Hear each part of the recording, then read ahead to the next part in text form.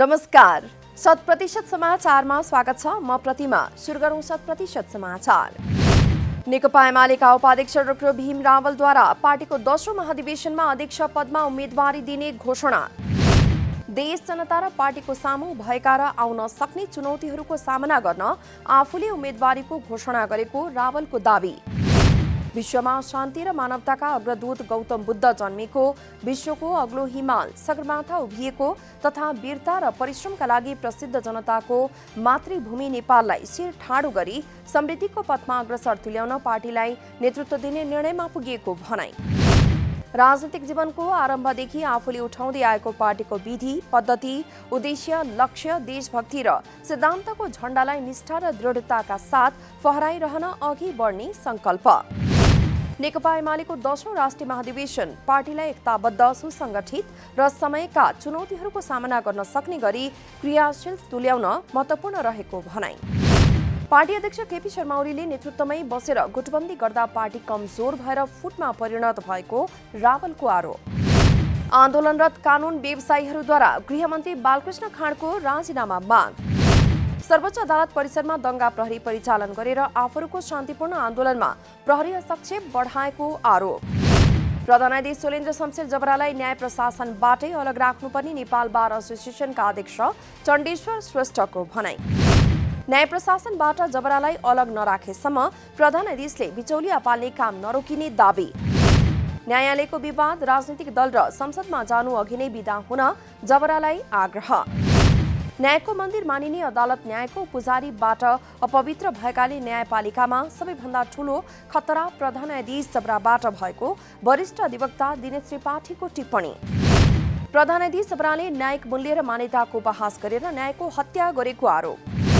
न्यायालय सुधारका लागि प्रधान न्यायाधीश जबराको राजीनामा अनिवार्य भएको भन्दै नेपाल बार र सर्वोच्च बार चरणबद्ध आन्दोलनमा। भारत, अमेरिका र बेलायतका लागि प्रस्तावित राजदूतहरूको सुनवाईका लागि बोलाइएको संसदीय सुनवाई समितिको बैठक कोरम नपुगेर स्थगित। आइतबार सिंहदरबारमा बोलाइएको समितिको बैठकमा कोरम नपुगेपछि आगामी मङ्सिर 17 गते बस्ने गरी स्थगित गर्नुपरेको समितिका सभापति लक्ष्मणलाल कर्णको जानकारी। एमाले र कांग्रेसबाट प्रतिनिधित्व गर्ने सांसदहरू महाधिवेशनको कारण उपस्थित हुन नसक्दा समितिको बैठक बस्नका लागि आवश्यक कोरम पुग्न नसकेको स्पष्टोक्ति। गत कार्तिक 11 गते बसेको मन्त्री परिषद बैठकद्वारा भारतका लागि नेपाली राजदूतमा डाक्टर शंकर शर्मा, अमेरिकाका लागि नेपाली राजदूतमा श्रीधर खत्री र बेलायतमा ज्ञानचन्द्र आचार्यको नाम सिफारिस। संसदीय सुनवाई समिति 15 सदस्यीय बैठकमा कोरम पुग्न 8 जना सदस्य आवश्यक। भारत, अमेरिका र बेलायतका लागि प्रस्तावित राजदूतहरूको सुनवाईका लागि बोलाइएको संसदीय सुनवाई समितिको बैठक कोरम नपुगेर स्थगित। आइतबार सिंहदरबारमा बोलाइएको समितिको बैठकमा कोरम नपुगेपछि आगामी मङ्सिर 17 गते बस्ने गरी स्थगित गर्नुपरेको समितिका सभापति लक्ष्मणलाल कर्णको जानकारी। एमाले र कांग्रेसबाट प्रतिनिधित्व गर्ने सांसदहरू महाधिवेशनको कारण उपस्थित हुन नसक्दा समितिको बैठक बस्नका लागि आवश्यक कोरम पुग्न नसकेको स्पष्टोक्ति। गत कार्तिक 11 गते बसेको मन्त्री परिषद बैठकद्वारा भारतका लागि नेपाली राजदूतमा डाक्टर शंकर शर्मा, अमेरिकाका लागि नेपाली राजदूतमा श्रीधर खत्री र बेलायतमा ज्ञानचन्द्र आचार्यको नाम सिफारिस। संसदीय सुनवाई समिति 15 सदस्यीय बैठकमा कोरम पुग्न 8 जना सदस्य आवश्यक। पेट्रोलियम पदार्थको मूल्य वृद्धिलाई लिएर सरकार गम्भीर हुनुपर्ने एकीकृत समाजवादीका अध्यक्ष माधव कुमार नेपालको भनाई। विद्यार्थी संगठनहरूद्वारा पेट्रोलियम पदार्थको कर घटाई मूल्य वृद्धि फिर्ता लिन माग गर्दै नेपाललाई पनि ज्ञापन पत्र। पेट्रोलियम पदार्थको मूल्य वृद्धिलाई लिएर सरकार गम्भीर हुनुपर्ने नेपालको भनाई। सरकार गम्भीर बन्न सकेन भने सत्ताधारी पार्टीहरूले त्यसमा चासो र सरोकार राख्नुपर्ने टिप्पणी। सरकारमा उद्योग, वाणिज्य तथा आपूर्ति मन्त्रालय खाली रहेको भन्दै मन्त्री नपाइए एकीकृत समाजवादीले मन्त्री दिने भनाई। खाना पकाउने ग्यासमा 12 दिनमा 125 रुपैयाँ प्रति सिलिन्डर मूल्य वृद्धि गर्नु जनतामाथि अत्याचार भएको दावी। रक्सौलमा पेट्रोलियम पदार्थ आउने पाइपलाइन जोडिसकेपछि पनि तेलको मूल्य महँगो भइरहेकोमा अचम्म लागेको भनाई। बाटोमा हुने चोरी नोक्सानीको बारेमा हिसाब किताब हुनुपर्नेमा जोड। सत्तामा हुँदा र बाहिर हुँदा पनि जनतासँग जोडिने र जनताको आवाजलाई सत्तासम्म पुर्याउने जिम्मेवारी राजनीतिक दलहरूको भएको स्पष्टोक्ति। अखिल क्रान्तिकारी अनेर स्वबियु र समाजवादी विद्यार्थी युनियन लगायतका 5 विद्यार्थी संगठनद्वारा पेट्रोलियम पदार्थमा भएको करको दायरा घटाई मूल्यवृद्धि फिर्ता लिनुपर्ने माग। प्रधान न्यायाधीश सोलेन्द्र शमशेर जबराको राजीनामा माग्दै नेपाल बार एसोसिएसनको नेतृत्वमा भइरहेको आन्दोलन र न्यायाधीशहरूको बेन्च बहिष्कार विरुद्ध सर्वोच्च अदालत घेराउ। उन्नत लोकतन्त्र पार्टी र स्वतन्त्र नागरिकहरूद्वारा आइतबार माइतीघर मण्डलामा भेला हुँदै अदालत घेराउ। प्रधान न्यायाधीशबाट विकृति विसङ्गति भ्रष्टाचार रोक्न नसकेको, न्यायपालिकाको स्वच्छता गरिमा कायम राख्न नसकेको भन्दै राजीनामा माग गर्दै महिना दिनदेखि सुरु भएको बार एसोसिएसनको आन्दोलन जारी। प्रधान न्यायाधीश जबराले राजीनामा नदिएसम्म आन्दोलन जारी रहने बारको अडान। प्रधान न्यायाधीश सोलेन्द्र शमशेर जबराद्वारा बन्दी प्रत्यक्षीकरण सहितका 334 मुद्दामा सुनवाईका लागि पेशी। प्रधान न्यायाधीश जबराले आफ्ना लागि भने कुनै पनि पेशी तोक्नु भएन। जबरा सहित सर्वोच्चका सम्पूर्ण न्यायाधीशको बिहिबारको पूर्ण बैठकद्वारा गोला प्रणाली सहित नियमावली पास गर्ने निर्णय। गोला प्रणाली लागू गर्ने निर्णय भएपछि न्यायाधीश काममा फर्किए। अदालतमा मुद्दाको चाप अनुसार नियमित रूपमा बेन्च बस्न नसक्दा न्यायको पर्खाइमा बसेका सेवाग्राही मर्कामा। भारतीय योग गुरु रामदेव बाबालाई नेपालको पर्यटन प्रवर्धनका लागि ब्रान्ड एम्बेसडर बन्न संस्कृति पर्यटन तथा नागरिक उड्डयन मन्त्रालयको प्रस्ताव। भगवान श्री पशुपतिनाथ दर्शन सहितको योग शिविर कार्यक्रममा संस्कृति पर्यटन तथा नागरिक उड्डयन मन्त्री प्रेम बहादुर आलेद्वारा योग गुरु रामदेवलाई नेपालको पर्यटन क्षेत्रको प्रचार प्रसार तथा प्रवर्धन गर्न आग्रह। बाबा रामदेवलाई ब्रान्ड एम्बेसडर बन्न प्रस्ताव सहितको प्रमाणपत्र समेत प्रदान।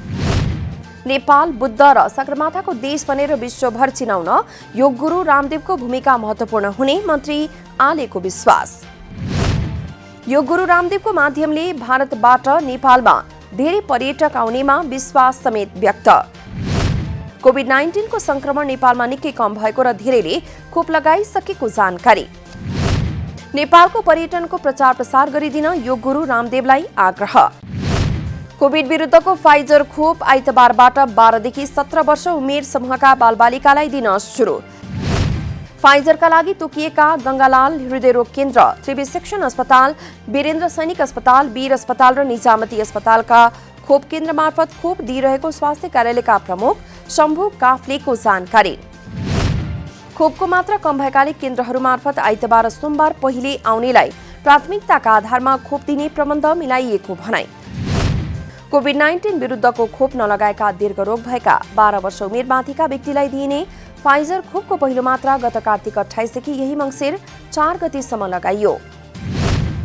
खोपको दोस्रो मात्रा यही मङ्सिर 27 देखि आगामी पौष 2 गतेसम्म दिइने स्वास्थ्य कार्यालय काठमाडौँको जानकारी। कोभ्याक्स सुविधा अन्तर्गत नेपालले प्राप्त गरेको 1,620 डोज खोप काठमाडौँ उपत्यकामा 8 र उपत्यका बाहिरका 16 गरी कुल 24 अस्पतालमा केन्द्र तोकेर गत 28 कार्तिकदेखि लगाउन सुरु। गैर-आवासी नेपाली संघको स्थगित 10औं महाधिवेशन पौष 2 र 3 गते हुने। परराष्ट्र मन्त्री डाक्टर नारायण खड्कासँगको परामर्शका आधारमा नयाँ मिति तय गरिएको संघका अन्तर्राष्ट्रिय समन्वय समितिका अध्यक्ष कुमार पन्तद्वारा जानकारी। निर्वाचन भने मङ्सिर 29 गते तोकिएको विज्ञप्तिमा उल्लेख। गत महिनाका लागि तय भएको महाधिवेशन तथा अन्तर्राष्ट्रिय सम्मेलन परराष्ट्र मन्त्रालयको परिपत्र अनुरूप स्थगित। परराष्ट्र मन्त्रीसँग भएको वार्तामा संघद्वारा मन्त्रालय समक्ष महाधिवेशन तथा विश्व सम्मेलनबारे प्राप्त असहमतिबारे मार्गचित्र समेत प्रस्तुत। संघको निर्वाचनका लागि सम्पूर्ण तयारीमा जुट्न निर्वाचन समिति तथा सम्पूर्ण महाधिवेशन प्रतिनिधिलाई अध्यक्ष पन्तको आग्रह। नेपाल प्रहरीका महानिरीक्षक शैलेश थापा छेत्री इन्टरपोलको 89औं महासभामा सहभागी हुन आइतबार टर्की प्रस्थान। महानिरीक्षक छेत्रीको अनुपस्थितिमा तेस्रो वरियताका एआइजी निरज बहादुर शाहीलाई निमित्त प्रहरी महानिरीक्षकको जिम्मेवारी।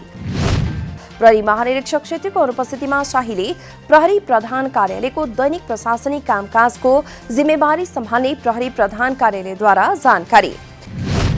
तेस्रो वरियताका शाहीलाई निमित्तको जिम्मा दिएपछि असन्तुष्ट हरिपाल विदामा। प्रहरी नियमावलीमा वरिष्ठतमलाई कार्यवाहकको जिम्मा दिनुपर्ने उल्लेख। असन्तुष्ट भएका पाल प्रहरी महानिरीक्षक छेत्रीलाई विदाई गर्न त्रिभुवन अन्तर्राष्ट्रिय विमानस्थल पनि गएनन्।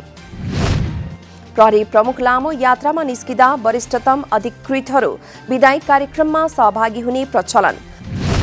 प्रहरी महानिरीक्षक छेत्री टर्कीको इस्तानबुलमा यही मङ्सिर 7 गतेदेखि 9 गतेसम्म आयोजना हुने महासभामा सहभागी हुने। आज विश्व टेलिभिजन दिवस नेपालमा पनि विभिन्न कार्यक्रम गरी मनाइयो। 17 डिसेम्बर सन् 1996 मा बसेको संयुक्त राष्ट्रसङ्घको महासभा बैठकद्वारा हरेक वर्ष 21 नोभेम्बरका दिन विश्व टेलिभिजन दिवस मनाउने निर्णय। सन् 1930 को दशकमा प्रसारण सुरु भएको टेलिभिजन प्रविधि अहिले सशक्त सञ्चार माध्यम। टेलिभिजनको इतिहासमा सन् 1936 नोभेम्बर 2 देखि बीबीसीद्वारा नियमित प्रसारण। सन् 1954 देखि रङ्गीन टेलिभिजनको विकास भई रङ्गीन दृश्यहरू हेर्न सकिने अवस्था। नेपालमा भने सन् 1970 ताका टेलिभिजनका सेटहरू भित्रिए। 2041 साल माघ 17 गते नेपाल टेलिभिजनको स्थापना। नेपालमा अहिले 1 दर्जन बढी टेलिभिजन च्यानलहरू नियमित प्रसारणमा। प्रदेश 2 का नवनियुक्त उद्योग पर्यटन वन तथा वातावरण मन्त्री शत्रुघ्न महतो र कानून न्याय तथा प्रदेशसभा मामिला मन्त्री प्रमोद यादवद्वारा शपथ ग्रहण। जनकपुर स्थित प्रदेश प्रमुखको कार्यालयमा आयोजित एक विशेष समारोहका बीच प्रदेश प्रमुख हरिशंकर मिश्रले खुवाए पद तथा गोपनीयताको शपथ। विनाशको अवस्थामा रहेको चुरे संरक्षणलाई पहिलो प्राथमिकतामा राखेर काम गर्ने उद्योग पर्यटन वन तथा वातावरण मन्त्री महतोको भनाई।